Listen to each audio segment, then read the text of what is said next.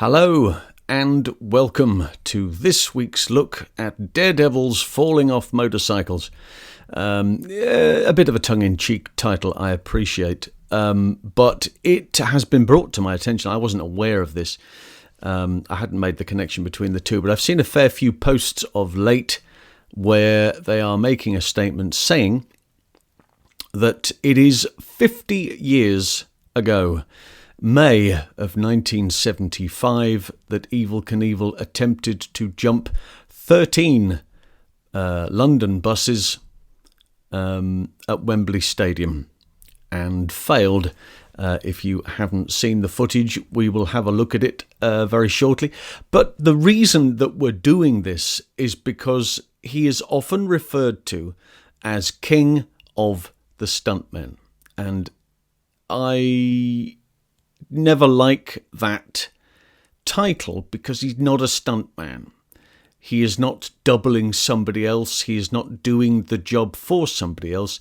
He is a daredevil and is doing the job for, the thrill of it, but also for financial gain, particularly on the basis of this particular attempt, which we will look at. Let me give you a sort of overview of the whole thing. The question asked, if Knievel was a stuntman, would he have made the jump? And you have to ask that question, and there are a number of factors involved here. He has been jumping vehicles on motorcycles, on Harley Davidson motorcycles for years, right? I was first made aware of him probably after seeing Eddie Kidd. Eddie Kidd, of course, the British equivalent, if you will, to Evel Knievel. And also, what's interesting to point out is that Eddie Kidd, starting out as a daredevil,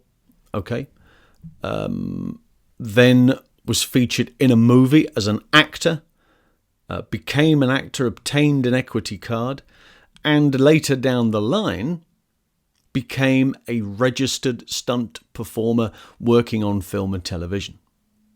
Okay, so he's gone full circle, if you will. My only concern with all of that is that the accident that Eddie had, which ended his career and nearly ended his life, was a daredevil jump.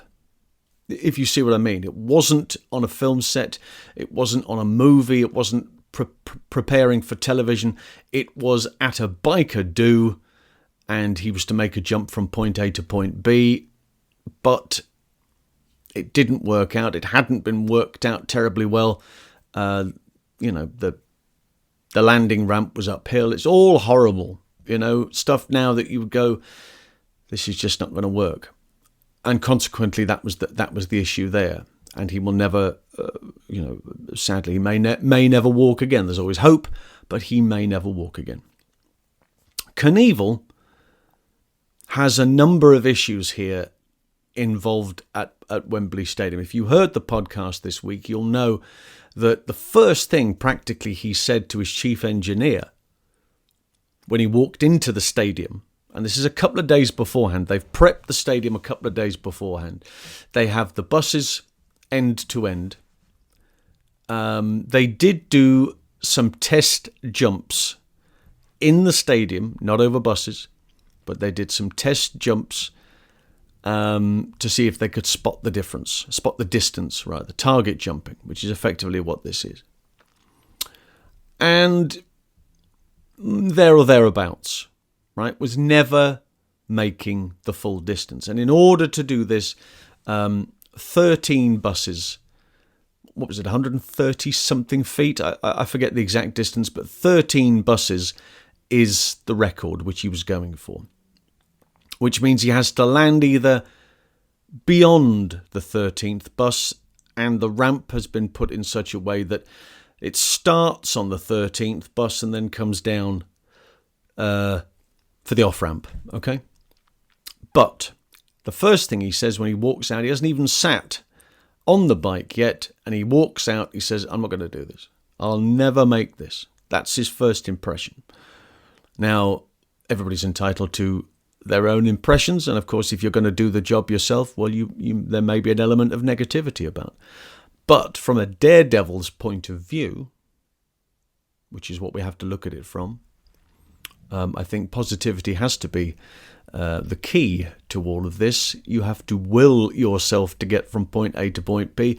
But most importantly, if the engineering is right, then you shouldn't have a problem. If you've ticked all of those boxes, then there shouldn't be an argument in relation to not being able to make the jump, not being able to make the distance. So they do some testing, and then leading up to the moment where the jump happens, he is doing wheelies up and down the Wembley Stadium. The old Wembley Stadium was the football pitch, and on the outside was a dog track, greyhound racing they used to have there. So up and down that section there, there'd been sections which had been cordoned off, and he was doing wheelies up and down the pitch. But also, most importantly, after that point, he was going up the ski jump. Now, there's a ski ramp. We call it a ski ramp. I mean, that's what it looks like. It looks like the when you do the ski jumping. Hey, big thumbs up. Never know why it does that. So you have the ski jump up into the stands, because obviously the stadium has the big fascia around the front, the roof round. It's a very imposing stadium to look at. And in order to get the speed, he needs to have a certain speed. He needs to be doing, 70, 80 miles an hour, maybe a little more, to get the lift to get him from point A to point B. He has to start way up in the stands. And he does a couple of test runs. What he's doing is he is testing the bike to see that the gear shifts are working accordingly. And by the time he gets to the bottom, he is going to be flat out and able to gear change, do all of the changes he needs to do before the flight, right? Now, there is another factor which may not have been taken into consideration. Hindsight's a wonderful thing. We can look back at it now. But when he comes down and flattens out to come back up to the edge of the jump itself, the edge of the takeoff ramp, he bottoms out, comes down and there before going back up. And that section there, it goes, the motorcycle, and you'll see, goes all the way down. The suspension goes all the way down, and then he comes all the way back up again, and he loses momentum. And he could have lost himself 5, 6, maybe 10 miles an hour. You can't afford to do that. That's very, very tricky, particularly when your life depends on it. I mean, that's what we're looking at. We're looking at the difference between life and death. Could be a few miles an hour. Now, we'll pause there for a second, because from a stuntman's perspective, they would have done this test over and over again. They would have realized that coming down that ramp, and these would all be preliminary checks, right? Prior to the audience turning up, prior to the crowd turning up, days before. So they're doing these tests and they're realizing it's not gear changing the way I want it to. We're missing something. Something's wrong. I'm not going to get the acceleration that I need in order to get from here to there. I may not make the jump. Right, we need to fix it, and they need to take the bike apart and sort the thing out with the mechanics and go, what's the issue here? Right, go through the gear mechanisms. There's a problem. Let's see if we can work it out. So that's what they would have done. They would have worked it out and thought, I know what the problem is. We've got this. So when you come back down again, you go, yes, it's doing what it's supposed to do now. That's much more fluid. That's a faster change. This is good. It's working nice. And then you would look at the ramp and the build-up of the ramp, and you'd have realized that at the bottom, the bike's bottoming out. You are losing momentum. You are losing speed. Right, well, we need to rectify that, because If I'm to make this jump, that's going to cause me an issue. We've managed to fix one problem. Well, this is a major problem, so we need to fix this as well. So that would then go back to the drawing board. Let's try and work out what the problem is. Can we flatten this out earlier? Does it need to be that steep? Can we make it further back? Can we start it inside the stadium, inside the main stadium complex, and then come out onto the pitch? Can we do it from a speed point of view in this direction as opposed to coming down? And they would have worked, again, all of that out to the last detail. And maybe that would have fixed it. And then you have to look and think, look, if I'm going to fall off this thing, which is a possibility, I want to have every eventuality taken into consideration. The leathers that I'm wearing and the leathers that Knievel are wearing are the traditional red, white and blue, the American flag leathers. They have the number 1 on the shoulder. But he's bare-chested under there. You know, he's not wearing any pads. He's not getting any back protection on. Well, there'd be back protectors on. There would be spine protectors, absolutely. So you'd have a back protector on. You'd have something that maybe ran down the spine. And this is 1975, and there may not have been anything manufactured that would be able to do that. So you have to create something out of nothing. How many stories have we told before of stunt boys who've got to do stair falls, for instance, and been told, right, get from here down to there. Well, you got your pads, right? No, I've never done a stair fall before. Well, look, here, take this, and they give you a piece of foam, and you just stick it inside your shirt, or they gaffer tape it to your back, something to protect the small of your back. You know, it might be the slightest thing, but it's the difference between doing it again and spending the rest of your life in a wheelchair. You can't mess about with these things. And yet the daredevil says, okay, we can do this. It's fine. Don't worry, I'll be fine. But a stuntman can't afford to take those chances. So you cover those eventualities. You have pads. You have hip pads on. You have knee pads on. You have shin pads on. You have good boots. The boots that Knievel are wearing, they've got Cuban heels on them, you know. I know it's the look. It's the jumpsuit. It's the Elvis jumpsuit. It's all of that stuff. But you want to make absolutely certain he breaks his pelvis sneezing. You know, I mean, he broke his pelvis on the Caesar's Palace jump through the fountains. The fall he had on that was just awful. Absolutely awful. The only wonderful thing about it, and I say wonderful, and I use that in its loosest term, but it's a wonderful piece of footage and filmed by actress Linda Evans, who was working with her husband John Derrick at the time, who was covering the main camera angles, and she was responsible for filming the landing. And it's a remarkable... She's kept him in shot the whole way. It's absolutely superb. And you can see... So from a footage point of view, it's incredible. But what it does is it documents the punishment that Knievel's body has gone through. Over the handlebars, that initial impact on the floor... When he goes over the handlebars and lands on the floor, there's your pelvis gone right there. That's the break of the pelvis. Now, would that have that we could have softened that blow if he'd been wearing protective equipment, something that would have taken the initial sting out of it, which may have given him a chance, just a chance, that he wouldn't have broken his hips, that he wouldn't have punctured a lung, that he wouldn't have broken his ribs, that he wouldn't have had a leg break, you know, these remarkable things, and it just takes something.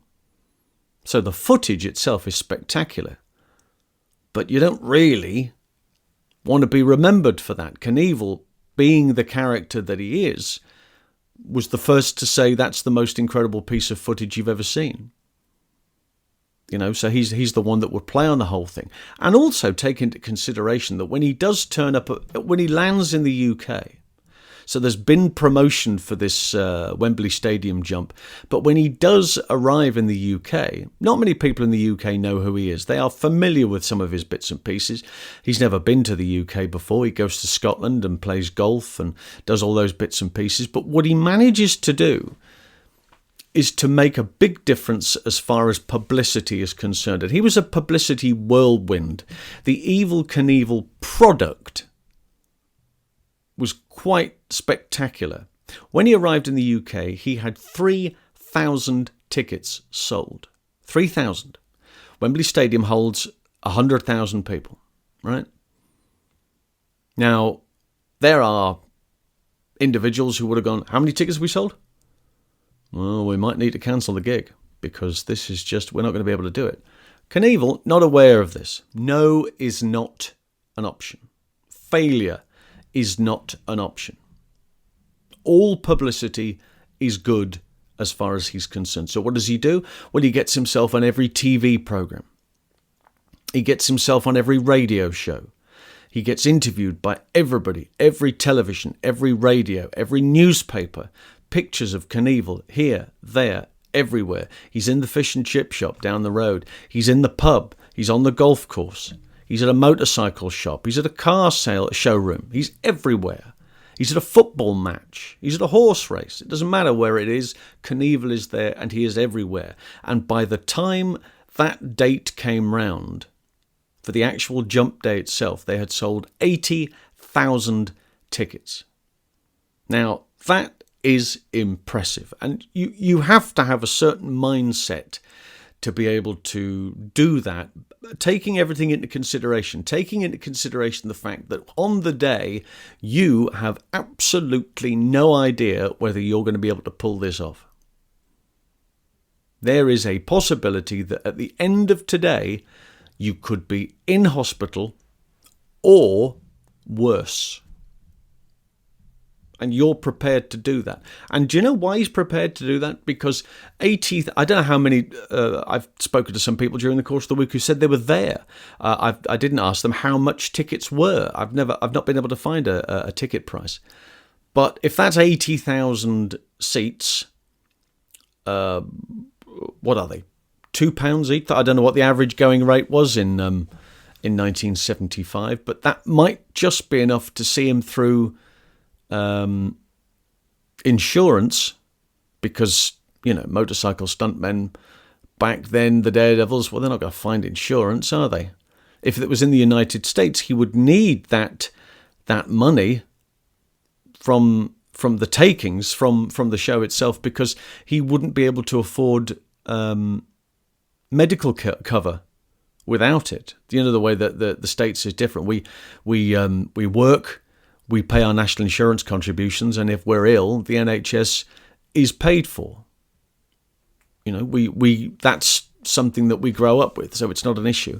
Whereas in the United States, you're charged for the ambulance that takes you from the point to the hospital. You're charged for admission. You're charged for every single thing that happens during the course of your treatment. You could be there for a week, you could be there for 24 hours. It doesn't make the slightest bit of difference. And then afterwards, you are presented with a bill, and 9 times out of 10, you don't leave the hospital until it's paid for. And it could be hundreds of thousands of dollars. The average cost nowadays for a couple to go into hospital and have a baby is $30,000. Wow, you know? So he would have needed to have a full stadium if he was in the States to think, right, I've got to pay for health cover and this and that and all sorts of bits and pieces, so I'm going to need these takings. So I need to make sure the place is full. All right, 20,000 seats down, but they would never have offered the whole thing, I wouldn't have thought. So 80,000 is very impressive. And it was a day of events. There were other acts happening during the course of the day. There were things happening in the main field. There were other motorcycle acts. There were a whole bunch of other bits and pieces that was going on. So it was a day of stuff, culminating in Evel doing his jump. So from a stuntman's point of view, the stuntman would have said, right, it doesn't matter how long this takes. We're going to do this jump, and we may have to put the date back, but we're going to do it, and we're going to make it right, and I am going to turn up, and I'm going to do this job, and everybody in the stadium is going to be open-mouthed, but they won't believe that I have been able to do this. So that's where we are with this. Now, so he's up in the stands. He's done a couple of runs by. He knows that he's just not going to make it. And this is not the first time this has happened. He's been at the top of a ramp before, and he has looked down the ramp thinking, I'm just going to have to suck it and see here, because I don't know what's going to happen at the end of this. And he's had some terrible situations to go through in the past. There was one many years ago at a place called the Cow Palace. I don't know whether you've seen this clip, but it's him in the Cow Palace. He has to jump. The jump is not a problem. The landing is a little awkward, and the exit from the landing is even worse, because when he hits the landing, and then what they're asking him to do from a venue point of view is to point the bike off in the left-hand direction. There's a double archway, and he goes through the left archway. Well, it's not a very big archway, and of course what happens is that he doesn't land squarely. He gets it all skew-whiff on the landing, and he crashes, and the bike hits one side of the archway, he hits the other, and they disappear off into the distance. It's horrible. So he's been in these situations before where he sat there thinking, okay, well, we're going to have to give it our best shot. And that is the difference between a daredevil and a stuntman. He doesn't care what's going to happen. The fact that these people have paid admission means that in his pocket he's got this much. He may need that, or he might be able to get away with it. But this is important that he has that. Stuntman's perspective, they will go over that. They will do time and time again until they have found the flaw. Find the flaw in the problem. Find the problem, cure the problem, right. We're good to go then. I'm perfectly happy. Everything is perfectly fine. Of course, what happens on this occasion? Well, it doesn't go terribly well. So he comes down, he hits the throttle, he comes down, a couple of gear changes, hits the bottom of the ramp before arriving on the actual takeoff ramp itself. It bottoms out. He loses about 10 miles an hour. He doesn't get a great deal of height when he takes off. Look at the footage, and you'll see that the gap between the buses and his wheel, not much gap there at all. Very little, not height. He's not got enough lift or height or distance to get him from point A to point B. So when he comes down, he is landing short, and he lands about, bus 12 and a half. Misses the 12th bus and is kind of between that bus and 13. Lands awkwardly, and at the end of that, the prep ramp for the off, they've got this sort of built-up section which they've added on the top. It doesn't look terribly sturdy, and of course that initial impact has thrown the bike to one side. The back end has then come around, but he's still got those handlebars, and he's not letting go, because he's thinking to himself, if I let go of this, I could go off the side of the ramp here. I've got to stay with this all the way down. And he starts to get beyond the point of no return, and then he's gone. And then he's just a passenger.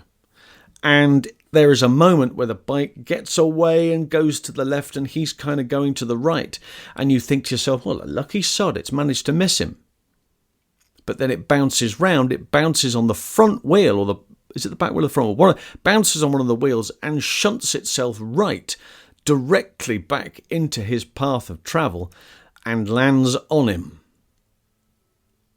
So he's got nobbled by the ramp at the top, he's got nobbled by the landing ramp coming down, the bike has then disappeared off in one direction, he gets a moment of breather before the whole thing comes back and haunts him. And that's a it's a Harley Davidson motorcycle, very heavy motorcycle, lands on top of him, and the throttle is wide open.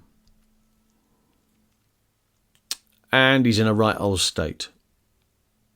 And then there's 300 paparazzi fighting to get the best shot of him whilst he's on the floor in complete agony, and there's people desperately trying to get this motorbike off him. It is carnage. There's so many things wrong with this horrific situation. Health and safety, unbelievable.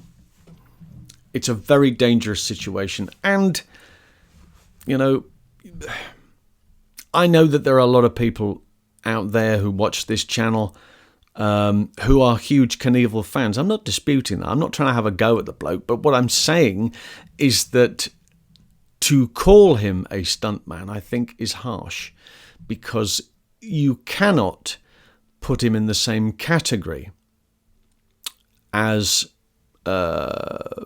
Rick English. Let's use Rick English as an example. Debbie Evans, Two wonderful motorcyclists from different generations and different parts of the world. Both of them spectacular motorcyclists. Both of them have done motorcycle jumps in the past. And they will have worked everything out to the last detail. They'll have found the flaw. If there's a problem, they'll have fixed that and made sure that that gag goes to plan. Smooth, plain sailing. They don't care how many people are there. They just want to make sure that that shot's correct. That's the difference. Well, now you've got all of those people in the stadium, and there's still the possibility that it's not going to work. And knowing that, I'm probably going to fall off this and I'm probably going to injure myself. Well, and you're not taking any precautions either. There's being a stuntman and there's being a daredevil, and the thing are two poles apart. They are poles apart. And this is a situation where I think explains that beautifully. It's a great shame. I mean, I first saw Evel in a video called Last of the Gladiators, which I thought was a wonderful video.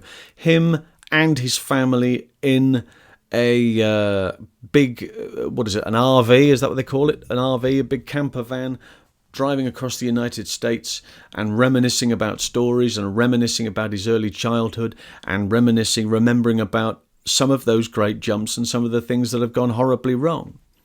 And it was a very, very good look at his life.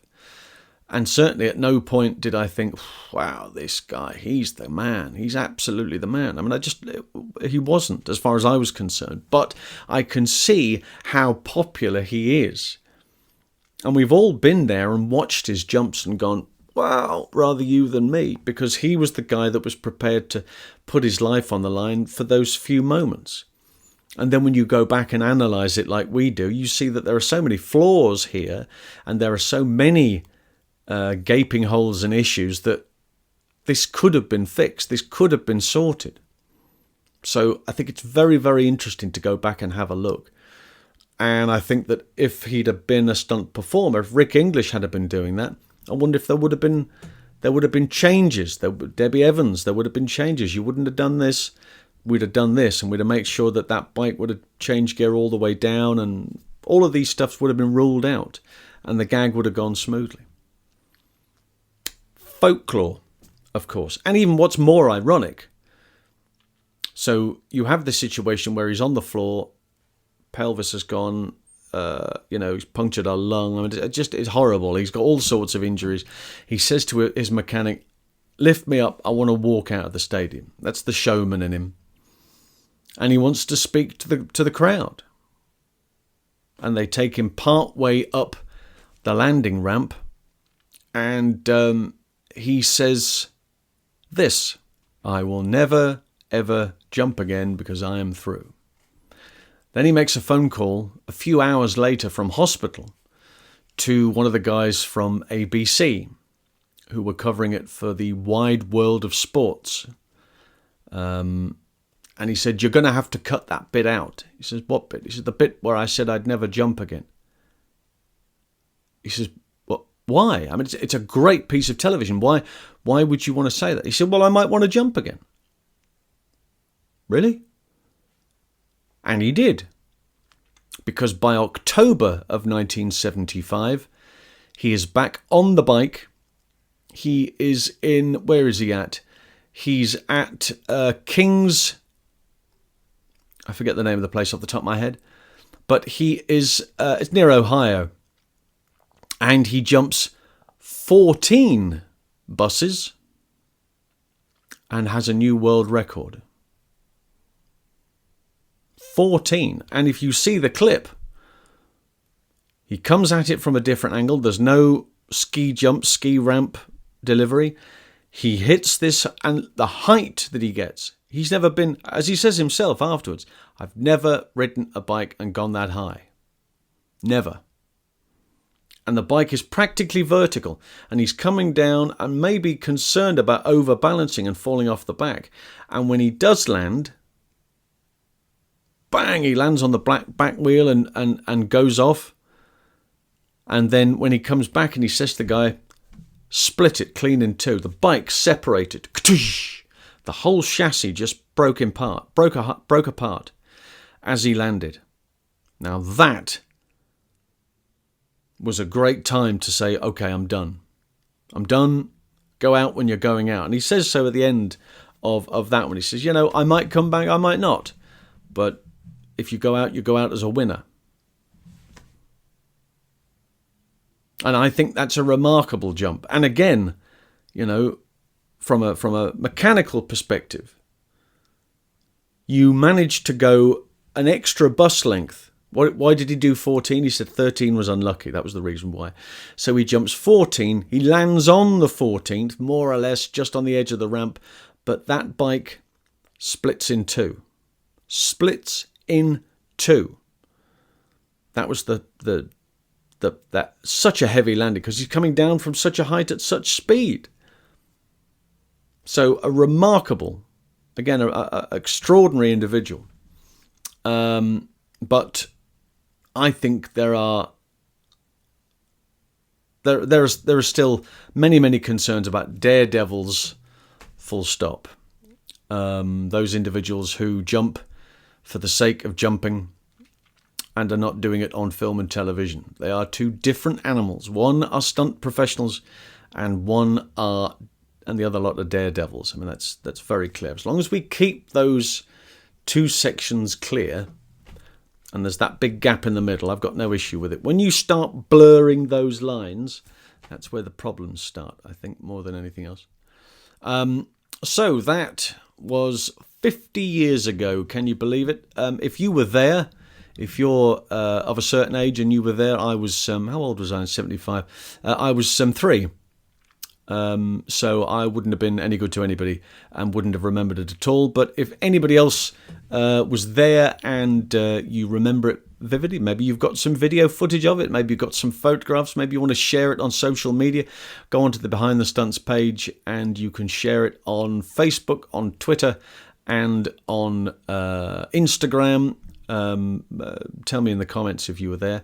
Next week, more of the same. We're back to films next week, but more of the same. And if you've liked that, then subscribe. Why not? Go on, subscribe to us, and you'll be first to get all the notifications of what's coming. And until next time, it is bye for now.